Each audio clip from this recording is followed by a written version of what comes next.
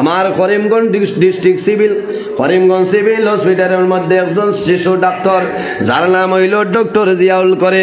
আমার চক্ষুর দেখা আল্লাহর বন্দায় ফজরুল নামাজ জমাতে পড়েন, আর ফজরুল নামাজের পরে আল্লাহর বন্দায় চেম্বারের মধ্যে রোগী দেখা আরম্ভ করেন।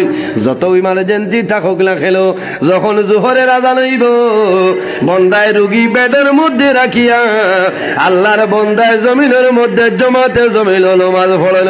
সুবহানাল্লাহ। ওলা ডাক্তারের কাম নাই। বন্দা তুমি জানিয়া রাখিও, আসরের পরে জমিন জিন্নাতে আপনার দৌড়া দৌড়ে করে। এর কারণে আসরের পরে তোমার সন্তান আদিরে ঘরের বাইরে যে কোনো জায়গার মধ্যে ছাড়িও না। জিন্নাতর আসরে লাগবো, রায় সন্তানে খান দিব, লাফালাফি করিয়া উঠিব। এই সময় মা বাবা জগলা করিও না, দরবার করিও না। ও মা বইল, তোমাদের কাছে আমার বিনম্র অনুরোধ হইল, তোমার সন্তানরে যখন রাত্রে ঘুম লাগাইবাই, তুমি এশার নামাজ পড়িয়া ওযুর হালতে তুমি 4টা কোল তেলাওয়াত করো। 4টা কোল তেলাওয়াত করিয়া তোমার সন্তানরে ফু দেও। খোদার কসম, এই রাত তোমার সন্তানটি কোনো সময় জিন্নাতে আক্রমণ করা সম্ভব হবে না। যদি মায়ের সম্ভব হয় না, বাবাতে ফু দিয়া দিলাও। কিনা করা লাগবো? ঠিক করা লাগবো, নামাজ পড়া লাগবো, তোমার আমল ঠিক করা লাগবো। বন্দা আনা নামাজে খালি তিলাওয়াত করলে বেমার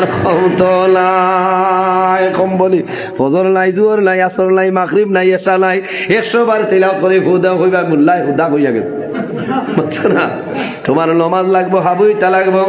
এর কারণে আমার বুজুর্গ আমি কইতেছি, কোন ডাক্তারের হাতে আল্লাহ জমিন শিফা দিলাইছেন। কোন কারণে?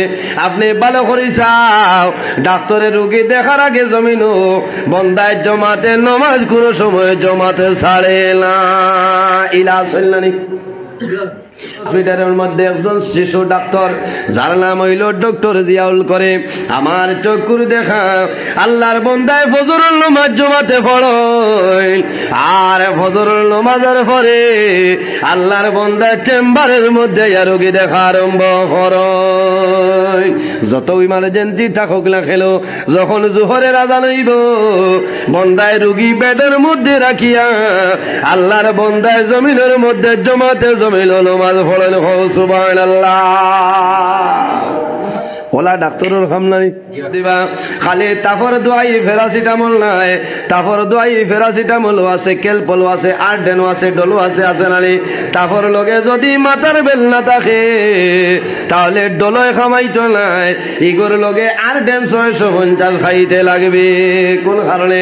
ইগোর লগে প্যারাসিটামল তাফর আছে, আর একটা এনালজেসিক আছে, মাথার বেদনা খামো লাগবো। আর শরীর তুলা তুলা বেদনা যদি তাকে ডলো খাইতে লাগবো। তাপ এবং বেদনার মধ্যে খাম দিয়া দিলাইব। ডাক্তার পরামর্শ করা লাগবো, উপযুক্ত মানুষের লোকে পরামর্শ করিয়া ঔষধ খাও, নতুবা ঔষধিগু তোমার জন্য বিষ হয়ে যাইতে পারে। হযরতে মুসা আলাইহিস সালামের তো ঔষধ জানা আছে। আবার বেমার পড়ছেন, এই জঙ্গল তলে ঘাস আনিয়া খাইছেন, দেখা যায় বেমার তো কমে না।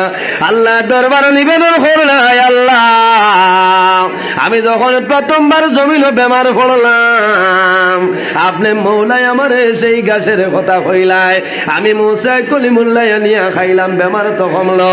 আয় আল্লাহ, এখন আমি জমিন বেমার পড়লাম, সেই গাছ আনিয়া খাইলাম, এখন দেখা যায় সাবেক আমার বেমারটা রইল। আল্লাহ জানাইলা, ও মুসা, গাছও ঠিক আছে, তুমি মুসাও ঠিক আছো।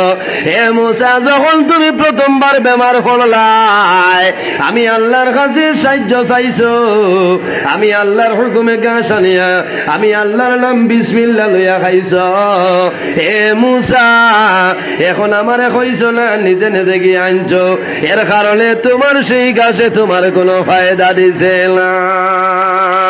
এ মুসা কলিমুল্লাহ জানিয়া রাখিও, আমার বন্দা বান্দি যদি আমার ডারে, আমি আল্লাহর নাম রহমান এবং রহিম হইয়া কোন জিনিস খায়, যদিও বিষাক্ত বাদ জিনিস হয়ে যায়, এই বিসমিল্লাহ হইয়া খাবার কারণে আমি আল্লাহ সঙ্গে সঙ্গে শিফা বানাই দিলাই। সুবহানাল্লাহ।